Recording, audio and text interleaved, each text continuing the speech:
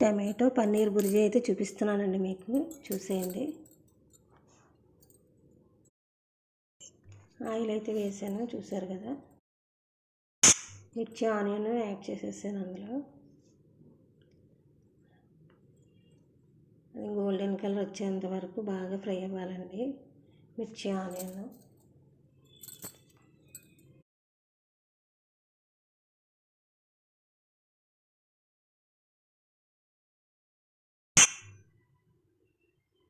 Next tomatoes అయితే వేసేసానండి. తరిగి పెట్టుకున్న టమాటోస్ అందులో వేసాను. రుచికి సరిపడా సాల్ట్ వేసి బాగా ఫ్రై చేసేసుకోవాలి.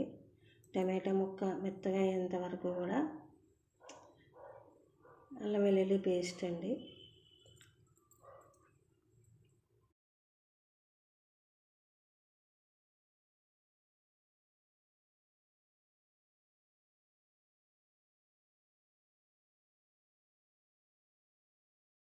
చూస్తున్నారు కదా, పన్నీర్ కూడా అందులో వేసానండి. పన్నీర్ ఏంటంటే ఫ్రిడ్జ్లో పెట్టాను, బాగా టైట్ అయిపోయిందండి. అది ఏంటంటే ముందుగా తీసుకుని బయట పెట్టుకోవాలి. నేను ఏంటంటే మర్చిపోయాను, ముందుగా తీసి అయితే బయట పెట్టలేదు పన్నీరు.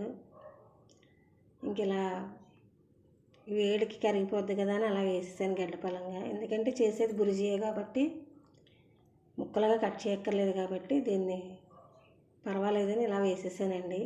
మీరైతే ఇప్పుడైనా ఇలాగా పన్నీర్ బుర్జీ చేసుకోవాలంటే కనుక ముందుగా ఫ్రిడ్జ్లోంచి తీసి బయట పెట్టుకోండి పన్నీరు.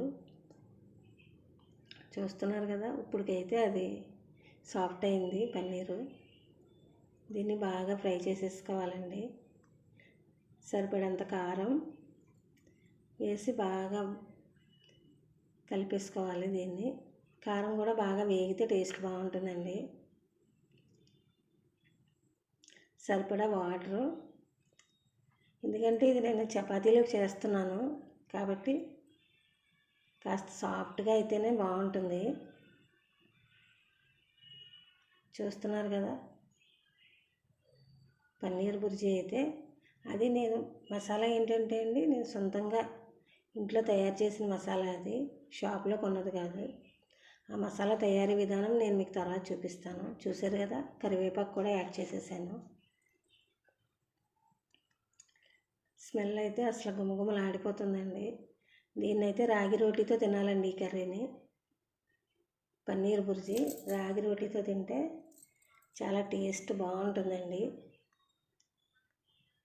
ఇది బాగా సెట్ అవుతుందండి.